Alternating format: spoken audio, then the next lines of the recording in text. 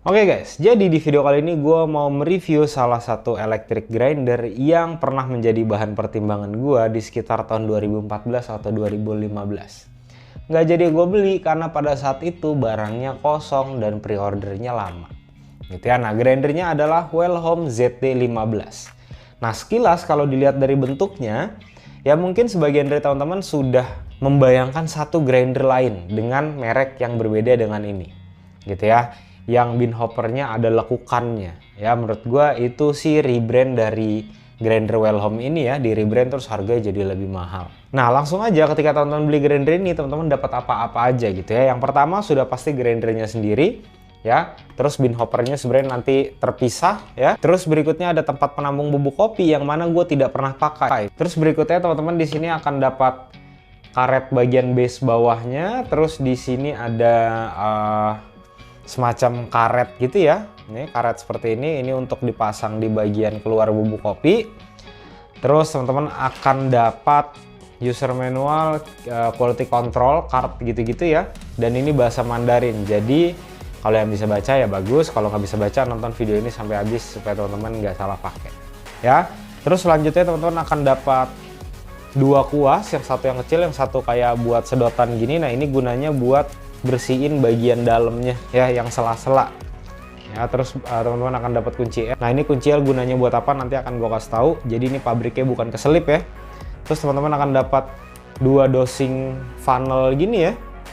Nah, ini yang ukuran 51 sama 58 sama dua portafilter holder, yang 151 yang 158 gitu ya. Jadi jangan tanya grinder ini bisa buat espresso apa enggak ya, dia sudah pasti bisa. Nah, untuk spesifikasinya sendiri, dia ini pakai bur ukuran 38 mm conical. Ya, terus selanjutnya bin hoppernya di sini teman-teman kalau mau isi pakai biji kopi kapasitasnya sekitar 400 gram. Terus dia itu beratnya hanya sekitar 2,5 kg lah kurang lebih. Ya. Terus untuk daya listriknya hanya 150 watt. Jadi kecil banget ya. Nah, untuk warnanya dia ada 3 warna. Yang satu yang gue review warna putih, terus yang berikutnya ada warna silver dan warna hitam. Bahannya sendiri untuk bagian bodinya ya, ini bodinya dari metal gitu ya. Terus bagian kolar atas untuk pengatur grind size-nya, ini cover luarnya itu dari metal. Nah, terus bagian abu-abu ini dari plastik nih. Tapi plastik itu bukan plastik yang murahan lah. Buat teman-teman yang tahu barang gitu ya, ketika pegang pertama kali sudah pasti kerasa. Nah, kita geser dulu aksesorisnya. Gue mau fokus ke grindernya, fitur-fitur apa aja, terus tombolnya apa-apa aja ya. Nah, yang pertama di sini sudah terlihat di bagian depan ya, dia ada pencetan. Ya, pencetan ini tujuannya kalau teman-teman mau bikin espresso, dan di bagian sini teman-teman bisa pasang untuk portafilter holder seperti ini. Ya, jadi nanti portanya teman-teman masukin ke sini aja. Ya, dimasukin terus buat ditekan. Nah, buat tekan ke bagian ini. Ya. Terus selanjutnya di bagian kanan grindernya teman-teman akan menemukan switch. Nah, switch seperti ini ya. Nah, ini kalau ke atas on ya. Terus ke tengah dia off. Kalau ke bawah dia ini auto pilihannya nih. Ya, auto itu tujuannya ketika nih teman-teman pilihan ke bawah ya, bagian tombol ini teman-teman tekan, dia akan giling sendiri. Jadi ini khusus untuk espresso sebenarnya. Ya. Nah, terus yang tadi gue bilang ya, yang bagian kunci L ini tujuannya untuk apa? Ini sebenarnya seingat gue ya, di seri Wellhome yang lama itu nggak ada sih. Di sini teman-teman lihat, nih ya, ada kunci L kecil. Nah, tujuannya untuk membuka ini. Buat apa kok pakai dibuka segala? Ya, menurut gue ini salah satu penambahan fitur yang sangat berguna kalau menurut gue ya. Oke, itu. Ini bisa dibuka. Ya, di bagian belakang ini kayak ada karet gitu. Karetnya elastis ya, seperti ini. Terus bagian depannya ada plastik. Nah, yang ini. Nah, tujuannya dia itu menurut gue ya untuk mecahin clamping. Ya, supaya ketika teman-teman gilingannya cukup halus, dia itu clampingnya nggak terlalu parah. Nah, terus selanjutnya juga ketika teman-teman buka, di sini teman-teman bisa membersihkan grindernya jadi lebih mudah nih. Ya, karena space-nya yang bagian atas ini dia akan lebih terbuka nih. Teman-teman bisa bersihin bagian ruang penggilingnya ini. ya. Tapi hati-hati ketika teman-teman memang coba mau bersihin pakai tangan ya, hati-hati burnya ini tajam ya, takutnya nanti kepotong tangannya. Nah terus grinder ini bisa dikalibrasi ulang ya, tapi nanti gue akan buatkan videonya sendiri sekaligus gimana sih cara ngebongkar grindernya dengan benar ya, karena masih banyak banget teman-teman di luar sana yang ketika bongkar grinder ini ya terus pasang balik itu caranya salah ya, nanti takutnya ketika salah pasang jadi burnya itu cepat rusak.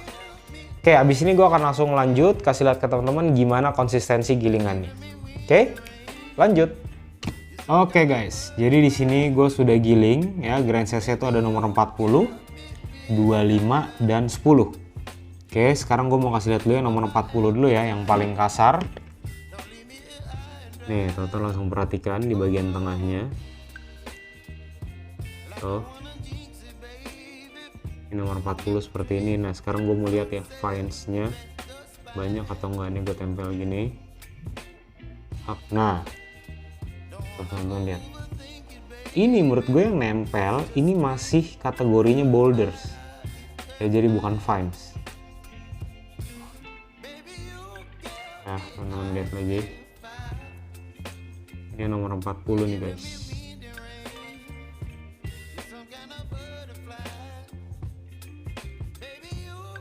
Oh. Ya. Nah, lanjut di sini gue mau ke nomor 25.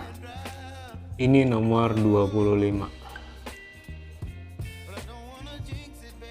Nah, teman-teman lihat sendiri. Ya. Tuh yang bagian ujung nih, lihat nih. Fokus. Nah. Ya, tuh. Ini kemarin gue pakai untuk V60. Seperti ini nih. Oh ya. Coba kita lihat fines-nya banyak atau enggak. Nah, lagi-lagi yang nempel di tangan ini gue masih merasa kategori itu masih lebih banyak bouldersnya, bukan fines. Fines-nya tetap ada, teman-teman lihat ya. Ini di bagian atas sini dia tetap masih ada fines, tapi yang dominan nempel ini menurut gue lebih ke arah si bouldersnya. Fines-nya memang masih ada tapi dikit ya. Nih sekali lagi. Oh ya, ini nomor 25 nih. Oke, lanjut ke nomor 10. Ini nomor 10 ya. Kalau masalah nomor 10 ini menurut gue bisa untuk espresso. Kenapa? Karena teman-teman lihat tuh, kelihatan nggak sih tuh, ya. Dia udah clamping gitu sih ini bagian sini nih, lihat ya tuh, ini udah clamping nih. Dan ketika gue tekan seperti ini ya, ini halus banget. Ini untuk turkis pun bisa sebenarnya. Oh. Ya. Oke. Habis ini gue mau lanjut ke kesimpulan. Oke guys, gimana? Setelah lihat konsistensi gilingannya, silahkan teman-teman nilai sendiri. Tapi kalau menurut gue pribadi, dengan harga yang tidak sampai 2.500.000, terus teman-teman bisa dapat konsistensi gilingan yang seperti ini, menurut gue value for money itu dapat banget ya. Jadi uang yang teman-teman bayarkan dengan yang teman-teman dapatkan itu menurut gue masih jauh lebih baik yang teman-teman dapatkan ya. Kalau nggak yakin, silahkan dimundurin lagi videonya, dilihat ke konsistensi gilingannya ya. Karena sejauh ini dari beberapa grinder yang sudah gue pernah review, sudah pernah gue coba ya, ini adalah salah satu grinder budget ya, tapi konsistensi gilingannya sangat baik gitu ya. Mungkin kalau teman-teman punya pendapat mengenai grinder ini, silahkan aja tulis di kolom komentar gitu. Nah, terus di sini mungkin teman-teman ada yang mau dengar suaranya ya. Suaranya seperti ini teman-teman. Tuh ya. Nah, dari suara teman-teman di sini kalau yang sudah tahu ya, dia itu putarannya tidak terlalu cepat. Nah, jadi hal ini menurut gue bisa jadi satu kelemahan dan satu kelebihan juga. Kelemahannya adalah ketika teman-teman giling biji kopi yang dia itu ukurannya cukup besar, ya, terus teman-teman gilingnya cukup halus, itu dia butuh waktu yang lebih lama. Tapi kelebihannya adalah dia itu suhu dari bubuk kopinya nggak naik. Terus nanti buat teman-teman kalau ada yang tanya, Bang tolong bikinin cara video kalibrasi, iya nanti akan gue bikinin video sendiri gitu ya. Nah buat teman-teman kalau misalkan nanti mau beli, ya link pembeliannya akan gue taruh di deskripsi, ada di Tokopedia dan Shopee. Nah kalau teman-teman mau tanya-tanya ke sellernya langsung, teman-teman follow dulu aja Instagramnya di sebelah sini @thebijikopi. Ya silahkan tanya-tanya dulu aja.